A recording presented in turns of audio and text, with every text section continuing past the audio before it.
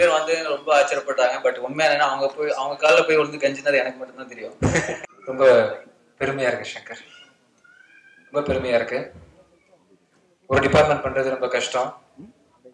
Camera ஒர்க்கையும் handle பண்ணிட்டு ரொம்ப extraordinary visuals. நாங்களே உங்க ஒர்க் எல்லாரும் பார்த்துருப்பாங்க. ஜிப்ரான் மியூசிக் வந்து ரொம்ப அருமையா இருந்துச்சு.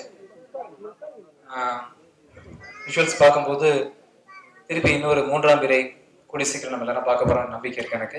பொதுவாக நம்ம மறுபடி தேடுறதும், நம்மளை ஏங்க வைக்கிறதும், நம்மளை அழ வைக்கிறதும், நம்மளை சிரிக்க வைக்கிறதும், நம்ம இழந்துட்ட நம்முடைய பால்ய காலமும் பால்ய கால தோழிகளும் தான் நான் நினைக்கிறேன்.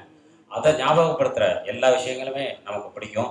இங்கே இந்த ட்ரெய்லர் சாங்ஸை பார்த்தப்போ நாம் லவ் பண்ண பழைய ஸ்கூல் மெட்டு, நம்ம பள்ளிக்கால தோழியை திரும்பவும் ஏதோ நகரத்து வீதியில் சந்தித்த ஒரு ஃபீல் எனக்கு இருந்தது. நிச்சயமாக இந்த படம் பெரிய சக்ஸஸ். எனக்கு பிடித்த ஒரு படம். திரைக்கதை அவ்வளோ பிரமாதமாக இருக்கும். ஜீவா சங்கர் சார்.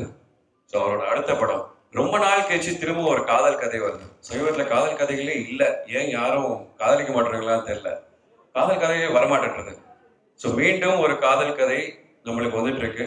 எல்லாரும் ரசிச்சு பார்ப்போம் நம்புறேன். அவருக்காக என்னோட ஃபர்ஸ்ட் தமிழ் மூவி. ஒரு ஸ்வீட்டான ஒரு லவ் ஸ்டோரி, ஒரு கியூட்டான ஒரு கேரக்டர். அதனால ஸ்டோரி கேட்ட போதே இந்த மூவி மிஸ் பண்ண வேணாம்னு நினைச்சேன். First, I want to thank my family for being so patient with me for so long. And thanks for giving me this opportunity. Thanks to Jiva Shankar.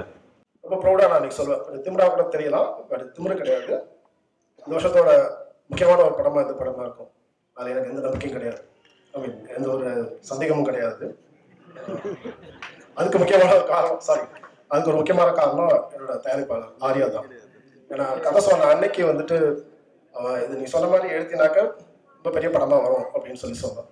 நான் அறிமுகப்படுத்தணும்னு ரொம்ப ஆசைப்பட்ட ஒரு ஹீரோ ஜீவா சங்கர் வந்துக்கிட்டாரு.